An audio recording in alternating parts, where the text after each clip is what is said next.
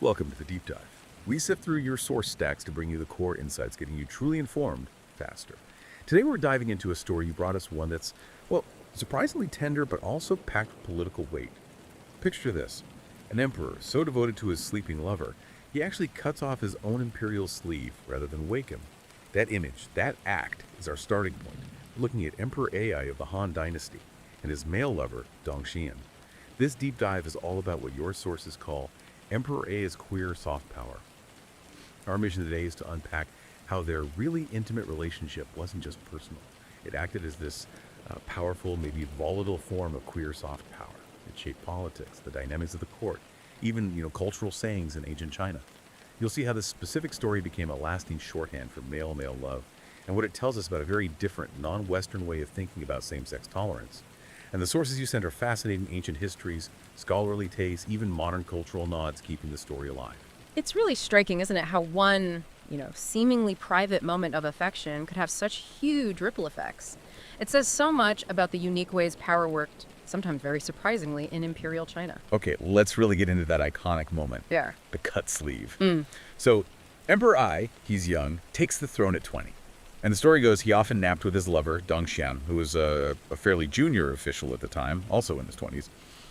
One afternoon, the emperor wakes up. He's got state business, urgent stuff. But Dong Xian is fast asleep, his head resting right on the emperor's long robe sleeve. And instead of nudging him or waking him up, Emperor Ai just takes out a knife, slices off the sleeve, and gets up quietly. And that act, it really wasn't just about them. Your sources make it clear this became a kind of public performance. The story spread like wildfire through the court. And get this, other courtiers actually started cutting their sleeves. And he started copying it. You seriously? Yes, as a tribute, a sign of loyalty, maybe even a way to kind of align themselves with the emperor's favor. Wow. That's quite a statement. So a tender gesture becomes a political symbol. What does that tell you as someone looking at court dynamics? It screams about who's in, right? It signals who holds the emperor's affection, and it subtly reinforces the emperor's will, his power, even through something as personal as love. It became a visual cue for where the power lay. And it stuck around. Oh, absolutely. It wasn't just a fleeting court fashion. The passion of the cut sleeve, became this incredibly enduring idiom in Chinese, a euphemism for male same-sex love used for, over 2,000 years. So it's woven right into the language, into the culture. Exactly. It pops up in later literature. There's a Qing Dynasty story, actually, called Cut Sleeve. And you even see echoes, subtle references, perhaps, in modern Chinese media. Think about shows like The Untamed.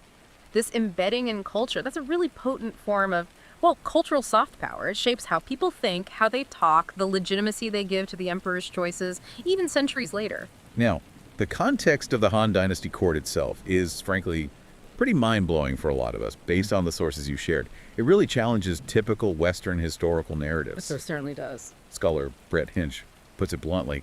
He argues bisexuality was basically the norm among the Han elite. It was just part of upper-class life. And he asserts that all 10 emperors in the first 2 centuries of the Han Dynasty were, quote, openly bisexual. And crucially, each one had a male favorite recorded by name in the official histories. We're talking the records of the Grand Historian, the Book of Han. These aren't obscure texts. That's a huge difference from, say, European history tied to Christian doctrine. Yeah. How did Confucianism view this? That's key. Confucianism, which was dominant, didn't have that kind of divine condemnation of homosexuality. Its main focus was social order, stability, and critically filial piety, having heirs to continue the family line. So it wasn't about policing private desires in the same way. While maybe exclusive homosexuality wasn't fully endorsed because of the heir issue, there was often a kind of sympathetic understanding for natural desires, including same-sex ones. The big concern wasn't the sex itself, but the potential disorder to the social hierarchy that any intense imperial romance, regardless of the partner's sex, could cause. Okay, so these male companions, the Ningsing, they weren't just tolerated, they were actually part of the political structure. Very much so. They were often deeply integrated into court politics. They could bypass the formal outer court bureaucracy. How did that work? What does it tell us about power? It shows us this dynamic between the inner court, think favorites, eunuchs, relatives, and the outer court, the ministers, the bureaucracy. The inner court used their closeness, their spatial and emotional closeness, as your sources put it, to the ruler as leverage. It was a personal power base, and we see it again and again. Emperor Hui's favorite hung grew. Courtiers started copying his speech, his dress, that's influence. Or Emperor Cheng and Zhang Fang. These weren't isolated flings, they were significant relationships within the power structure. It's just so different from the usual historical narratives many of us encounter. You mentioned other euphemisms earlier, besides the cut sleeve. Right, before cut sleeve, there were others showing this was already part of the cultural conversation. The most famous is probably the bitten peach or divided peach. Comes from the story of Mitzi Xia sharing a peach he'd already bitten with Duke Ling of Wei. That also became a lasting term for male love. There are others too, like pleasant hug from behind. And even for women, there's documentation of dewy shi, meaning paired eating, used to describe female palace attendants forming devoted partnerships, like husband and wife. So these terms show these relationships were acknowledged, they were part of the vocabulary. Precisely. They weren't hidden away or completely unspoken. They were woven into the language, which itself suggests a degree of, well, cultural familiarity, if not outright universal approval. Okay, let's bring it back to Emperor A and Dong Xian specifically. Their bond sounds like it was on another level. It really seems to have been exceptionally intense. AI was 20, Dong Xian maybe a bit older, in his 20s, and Dong Xian's incredible rise. I mean, meteoric was almost solely down to this intimate connection. Even though they were both married to women. Yes, that was standard for ensuring lineage. But your sources suggest Emperor Ai was uninterested in producing an heir, and by nature did not care for women, which strongly implies his primary orientation and emotional focus was on men, specifically Dong Xian. Their relationship was the source of Dong Xian's power. And the favoritism, the gifts, the positions, it sounds almost excessive. It was absolutely unprecedented, even by the standards of imperial favor. We're talking vast wealth, estates, a literal copper mountain, the right to mint coins, that's huge economic power. Dong Xian had the best imperial jewels, the finest weapons, sometimes things even nicer than the emperor's own. Wow. Emperor Ai even had Dong Xian's tomb built right next to his own and gave him the burial tools in advance. That's extraordinary intimacy and planning. And his family benefited too. Oh, yes. His wife got special access to the palace, which was unusual. His sister became an imperial consort. The favor extended outwards, cementing Dong Xian's position. But surely this kind of extreme favoritism, bypassing all the norms, must have caused problems. Big time. Dong Xian's promotions were seen as completely unearned by the established bureaucracy, the outer court, making him commander of the armed forces at just 22, when he apparently spent most of his time with the emperor instead of, commanding things. That created enormous resentment, accusations of corruption, political backlash. It was inevitable. So the cut sleeve story is romantic, but Dong Xian's actual story is also a warning. Exactly. It's a cautionary tale about the dangers of favoritism, about the limits of this kind of power. His eventual downfall wasn't really about his sexuality per se, it was a political purge. He was an inner court figure whose power, derived solely from intimacy, had grown so large it threatened the entire imperial system. It shows that this soft power from closeness was incredibly potent, but also incredibly fragile. It depended entirely on the emperor being alive and willing to protect him. And the ending is just abrupt and brutal. It really highlights the high stakes involved. It's quite tragic. Emperor Ai dies suddenly, very young, only 24. And in what seems like a final desperate act of devotion or maybe desperation, he tries to name Dong Xian as his successor. He tried to pass the throne to him. Yes. Which was just completely unthinkable. It went against all tradition, all established lines of succession. It was one step too far. And the court rejected it. Utterly. Chaos ensued. And the very next day after Ai's death, Dong Xian was stripped of everything impeached, removed from his post. He and his wife were forced to commit suicide. His power, built entirely on Ai's affection, vanished literally overnight. Wow. What a story. From peak influence to absolute ruin in a day. It really drives home the volatility of that kind of power. And this brings us right to the core idea. Queer intimacy as this specific type of soft power. The insight from your sources is that these personal, intimate bonds in the Han court weren't just side stories. They were actual mechanisms for gaining and wielding political influence. It kind of maps onto Joseph Nye's idea of soft power influence through attraction, but played out in the most personal royal spaces. So how do we define that term, soft power, in this specific historical setting? Right, so Nye's idea is about shaping what others want through attraction, using culture, values, policies, rather than using force or money, which is hard power. In the Han court, intimacy itself became a kind of currency for influence, though a very unstable one. As we said, the inner court used their physical and emotional closeness to the emperor to gain power, often pushing back against the formal bureaucracy of the outer court. And male companions weren't just lovers, they were often valued for their advice, their administrative skills, too. It shows how intertwined the personal and political were.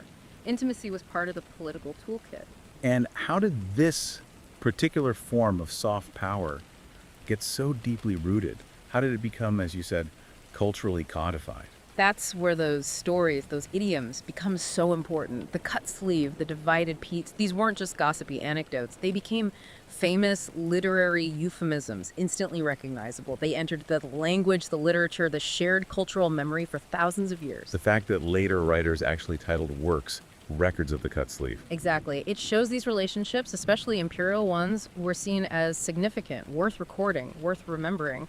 This cultural embedding does something powerful. It subtly normalizes these relationships within the elite culture, maybe even gives them a certain romantic or historical weight. It created what some scholars call a unique queer sinophonicity, a distinctly Chinese cultural space and language for talking about and remembering same-sex intimacy, quite different from how things developed in the West. Which leads to the next big question. What happened? If the Han Dynasty had this level of, let's say, tolerance or integration, why did things change later on? The sources point to a definite shift. They certainly do. It wasn't an overnight change, but there was a gradual decline in official acceptance after the Han. You start seeing shifts during the Tang Dynasty, around the 7th to 10th centuries. That's when the first really negative term appears, jijian, meaning something like illicit or improper sexuality. Interestingly, the Tang also saw female companions starting to gain the kind of political influence that male companions had held earlier. And then things got more legalistic, more prohibitive. Yes, the trend continued. The Song Dynasty, starting in the 10th century, brought the first actual law against male prostitution. Then the Yuan Dynasty, under Mongol influence, and they were generally quite hostile to homosexuality, they explicitly forbade male prostitution. The Ming Dynasty, later on, introduced the first actual statute banning homosexual intercourse itself, not just prostitution. And finally, the Qing Dynasty enacted China's first law against even non-commercial, private same-sex conduct between men. So a clear trajectory towards greater legal repression and state control. What drove that shift? Was it just external influences like the Mongols or internal changes in thinking like Neo-Confucianism? It seems to be a mix of factors. External influences certainly played a role, interactions with Central Asian cultures, Mongol rule, but internal ideological shifts were probably more significant. The rise of Neo-Confucianism during the later dynasties, particularly Song, Ming, and Qing, brought a much more conservative, rigid moral code. There was a greater emphasis on social control, strict adherence to hierarchy, and perhaps a less pragmatic, more moralistic view of private life compared to the earlier Han interpretation of Confucianism. Dynastic stability remained key, but the definition of what threatened it seemed to broaden. Yet even with these official crackdowns, your sources mention these fascinating examples of grassroots persistence, sort of a different kind of soft power. Absolutely, and that's crucial. Official attitudes might harden, but cultures and practices often persist beneath the surface or in specific regions. You get things like the cult of Tuer Shen, the rabbit god in Fujian. He was supposedly a man executed for his love for another man, then deified in the underworld as a guardian of same-sex love. People actually prayed to him. A literal god of gay love. Pretty much, yeah. A local Taoist folk deity. Then you have regional terms like Southern fashion used as a euphemism, especially in places like Guangdong and Fujian, suggesting these practices continued. And quite notably, in some southern areas like Guangzhou during the Qing period, female same-sex relationships gained a degree of visibility. Pairs of women might live together openly, sometimes formally recognized, choosing not to marry men. So even as laws tightened, these subcultures showed incredible resilience. Exactly. It shows human diversity finds ways to express itself, even when facing disapproval from the top. Now, this complex history obviously leads to debates among scholars today. You mentioned Brett Hinch arguing for widespread acceptance among the elite, marriage for lineage, love elsewhere. Yes. That's his view that in that elite context, fulfilling duty through marriage didn't necessarily conflict with pursuing romantic or sexual relationships with men. But others push back on acceptance. What's the nuance there? The counter argument is that maybe tolerance is a better word, and a conditional tolerance at that. Was it truly acceptance of the identity or tolerance based on political expediency or indifference as long as it didn't cause trouble? Some point to Sima Qian, the great historian who recorded many of these stories. His chapter on male companions is titled Ningxing Li Zuan, which sometimes gets translated as Biographies of the Flatterers, or more pointedly, Falsely Blessed People. Falsely blessed, that sounds critical. It could imply a moral judgment, yes, suggesting their favor was unearned or precarious. It hints that maybe not everyone, even back then, viewed these relationships entirely positively. So, how should we think about it? Acceptance or tolerance? I think the consensus leans towards conditional tolerance, especially regarding the Confucian framework. Remember, the main concern was order. Bisexuality, or intense same-sex relationships, were tolerated as long as they didn't upset the dynastic apple cart by challenging succession, causing political chaos, or preventing the production of heirs. Dong Xian's fall is the perfect example. It wasn't just that he was the emperor's male lover, it was that the favoritism resulting from that love grew so excessive it destabilized the political system. That's where the tolerance ran out. So the queer soft power was real, but it had definite politically enforced limits. It highlights the fragility.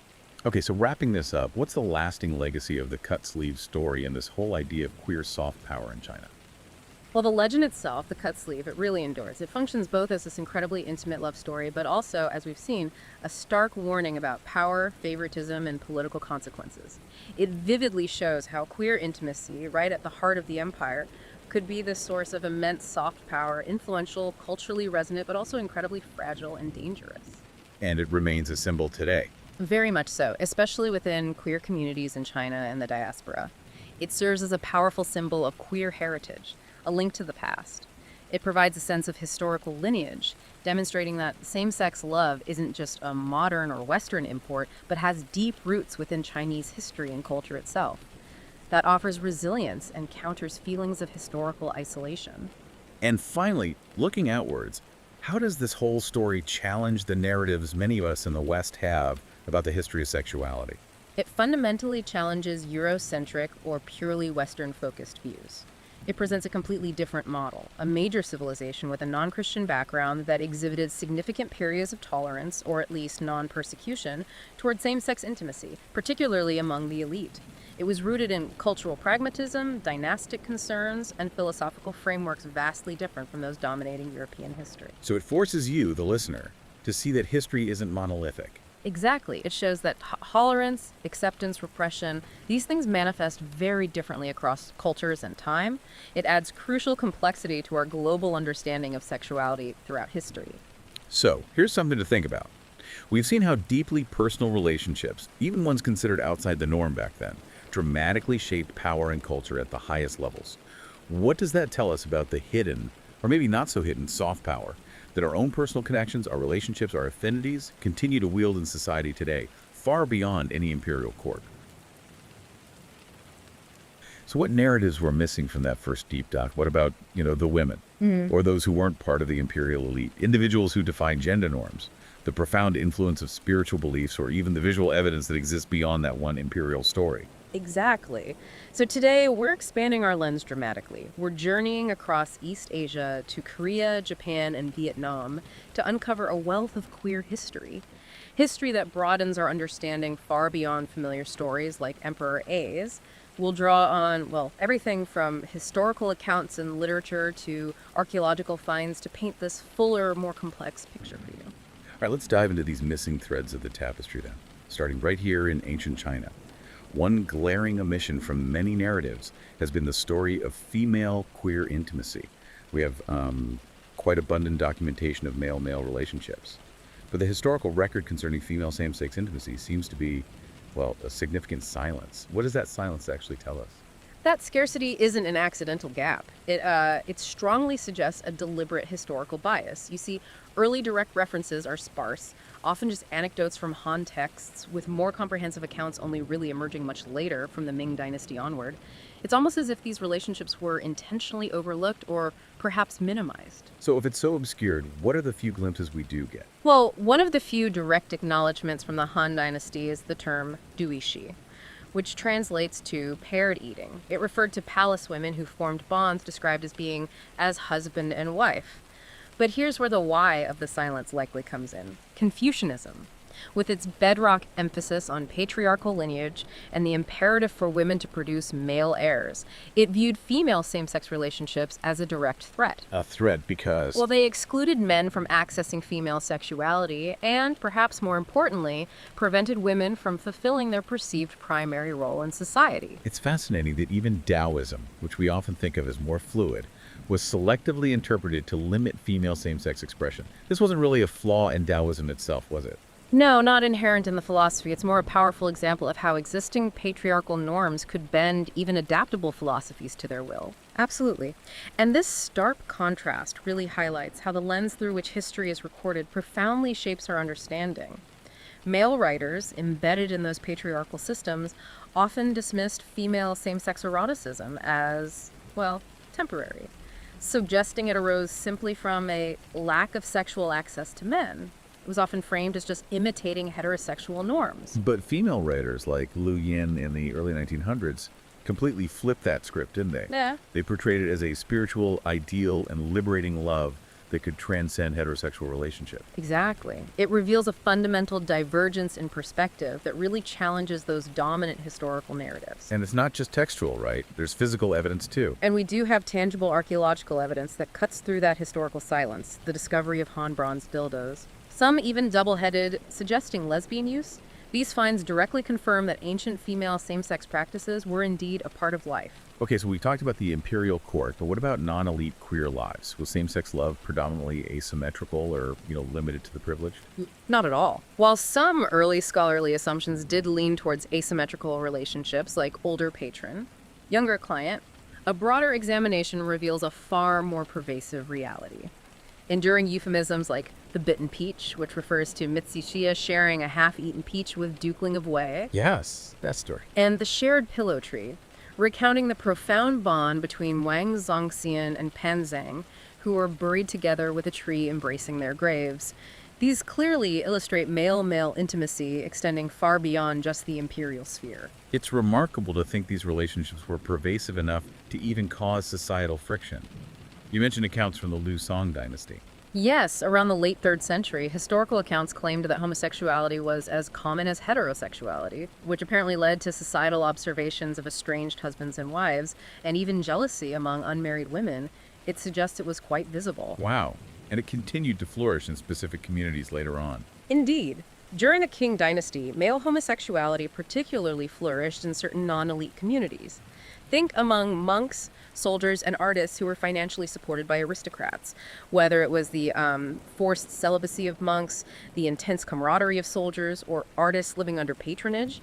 These unique circumstances created closed, often male-dominated environments where same-sex intimacy wasn't just possible, but could really flourish due to shared experience and maybe a lack of conventional alternatives. And speaking of unique cultural spaces, we absolutely have to talk about the Taoist deity Tu Shen. That's a fascinating case. It really is. What's truly fascinating here is that in ancient Fujian, Tu Shen emerged as the guardian of same-sex love. He originated from Hu Tinanbao, a man executed for his love for a nobleman who was then, appointed a deity out of pity, according to the story. His worship demonstrates a unique cultural space for queer acceptance that actually existed despite the central Qing government's persecution. They labeled his followers as cultists. That's a powerful example of spiritual acceptance, despite state persecution. Was this cultist labeling by the Qing government common for any non-normative practice? Or was there something specific about same-sex worship that provoked such a strong reaction? That's a really good question. While the Qing government was generally wary of, let's say, unauthorized religious practices, the specific labeling of Tu Shen's followers as cultists probably underscores a particular societal discomfort, especially discomfort with explicit, organized same-sex worship, particularly as Neo-Confucianism became more entrenched later on.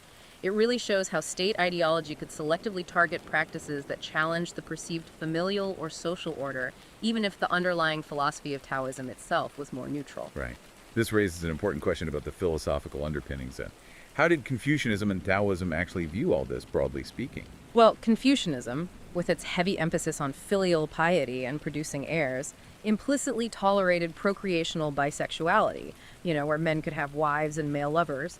But it generally didn't endorse exclusive homosexuality because it didn't fulfill the lineage duty.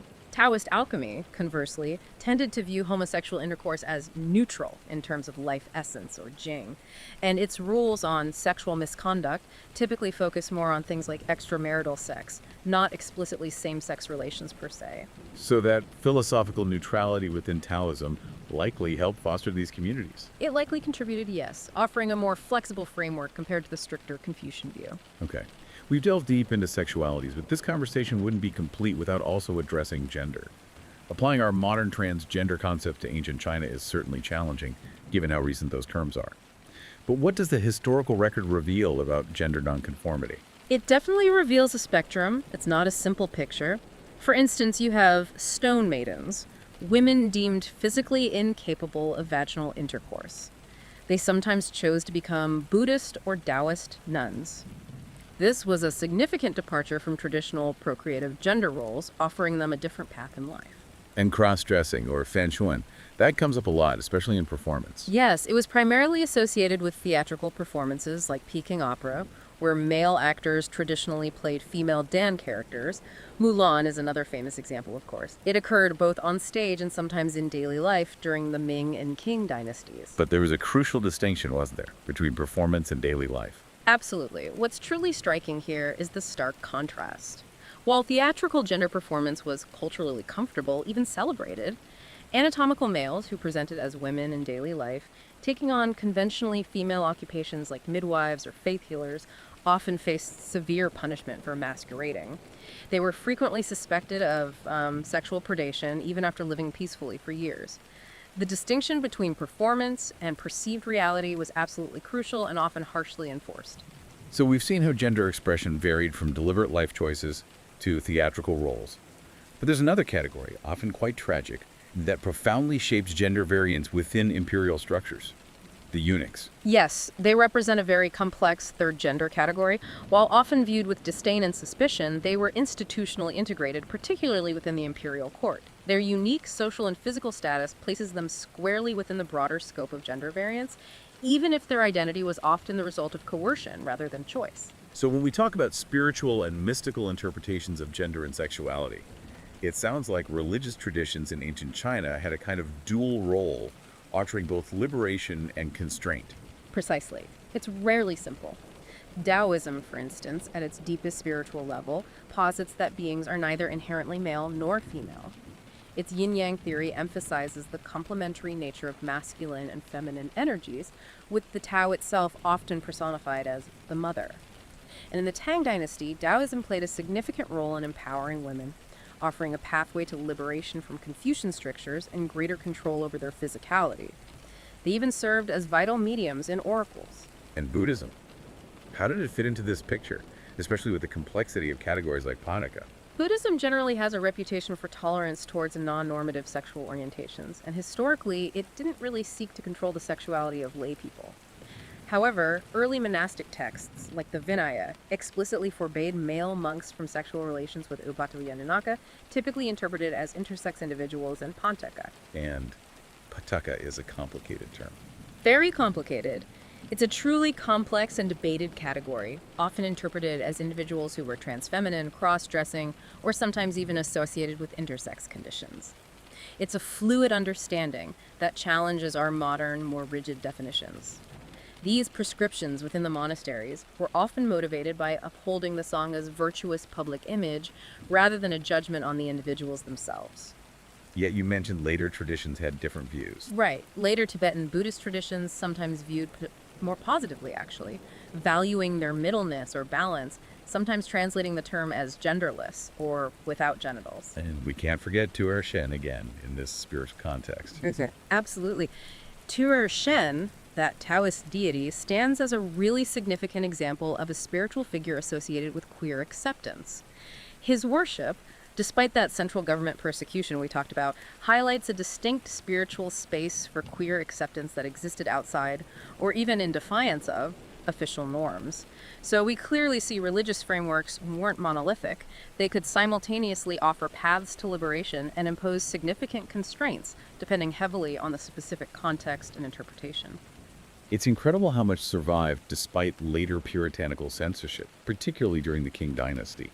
Art, it turns out, is such a powerful counter-narrative. It's direct evidence, isn't it? It really is direct evidence of vibrant queer lives. Archaeological discoveries include those Han bronze dildos we mentioned, some double-headed, directly confirming ancient female same-sex practices, and for male-male intimacy, the iconic Passion of the Cut Sleeve is famously illustrated in the 1651 artwork by Chen Hongxue. I think it's even more explicit than that, right? Oh yes.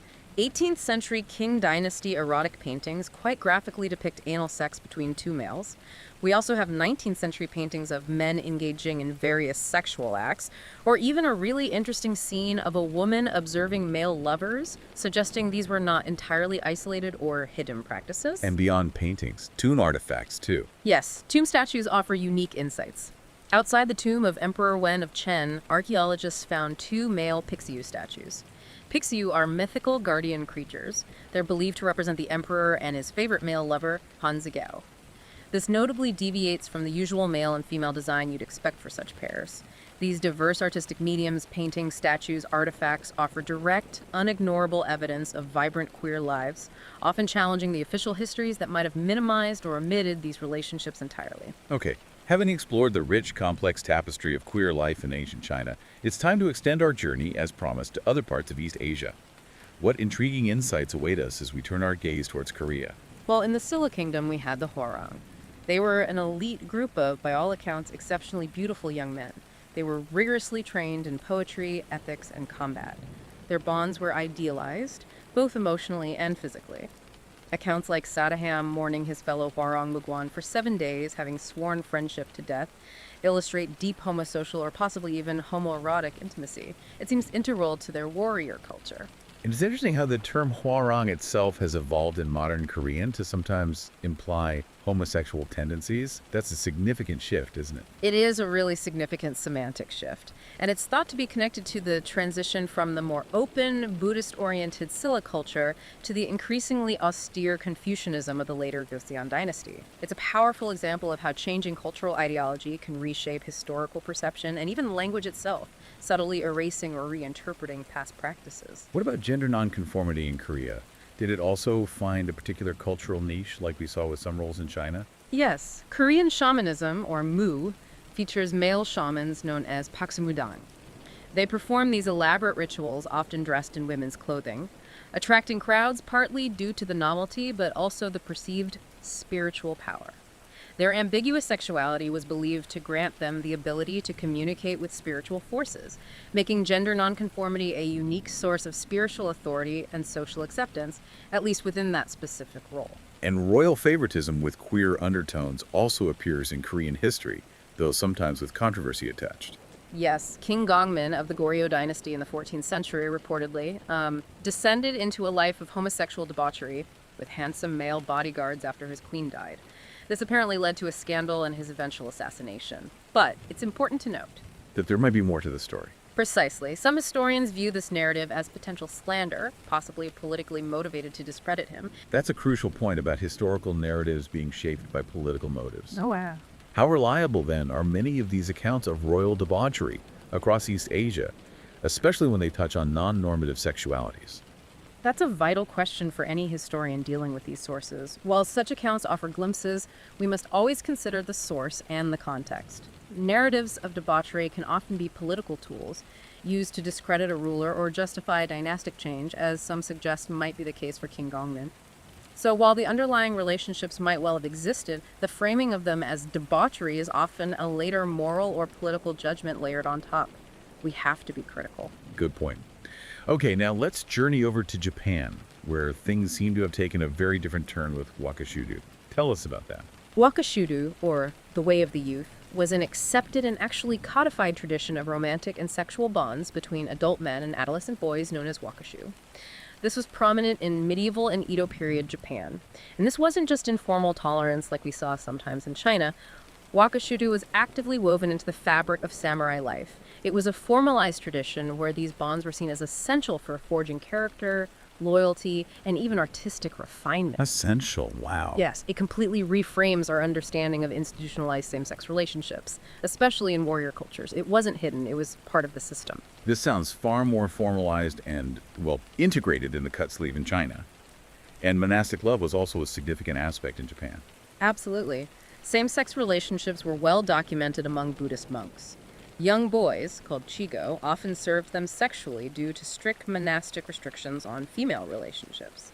There are medieval tales called chigo monogatari depicting these relationships, and what's truly fascinating here is the chigo kanja ritual. This wasn't just about sex, it was framed as a means of spiritual transformation. Spiritual transformation through sex. Yes.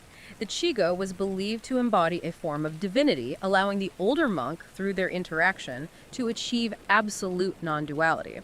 A state where all distinctions like male and female, self and other supposedly melted away, leading to a profound spiritual union. This elevated the act far beyond mere pleasure or convenience. That's remarkable. And you can't talk about gender and sexuality in Japan without bringing up kabuki theater, right? That's right. After women were banned from the stage in the 17th century, kabuki evolved into having all-male actors, the yarikabuki. This led to the emergence of the famous anagata, male actors specializing in female roles.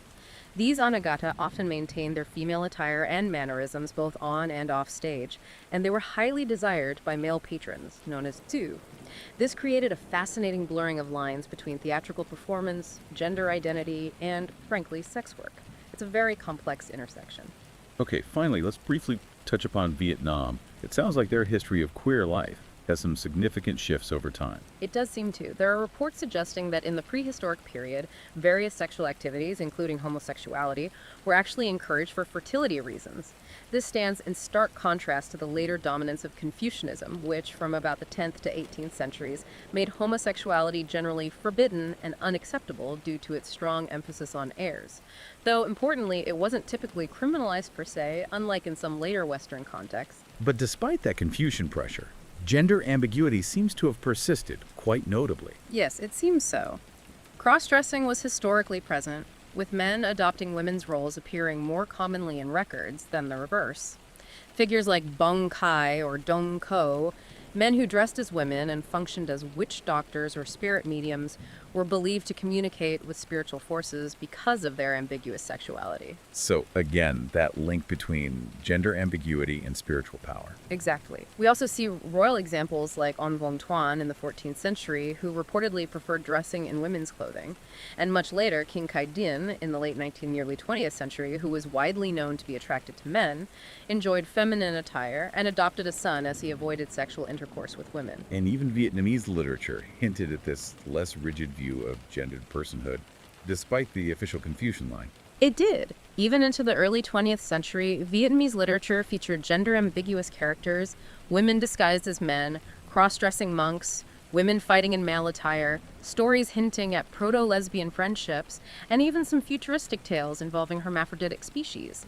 This indicates a persistent cultural space, perhaps in the imagination or subcultures, for a more nuanced view of gender expression, even as dominant ideologies shifted. Okay, so bringing all of this together now, what are the comparative insights and broader implications from this really expansive deep dive?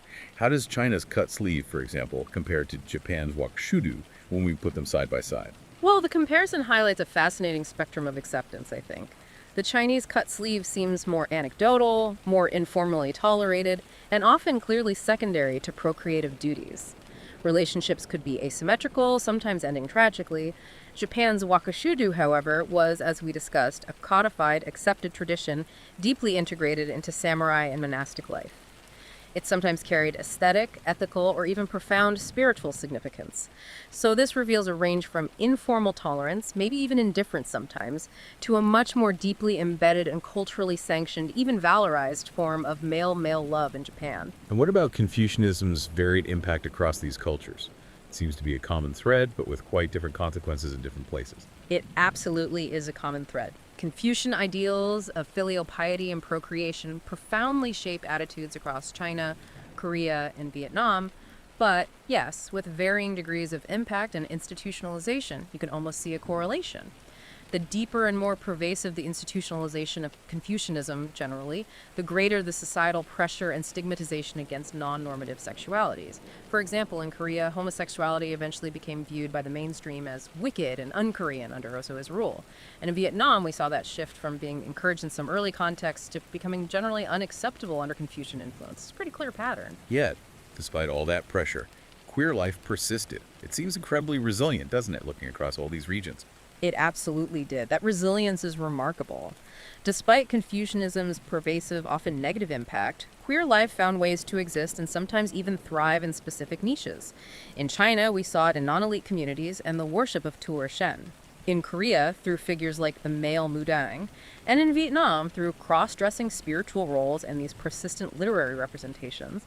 Human sexuality and gender expression are remarkably resilient. They find ways to manifest even under powerful, often oppressive ideological regimes. This brings us to another fascinating recurring theme that popped up several times. The spiritual authority often ascribed to queer shamans and mystics.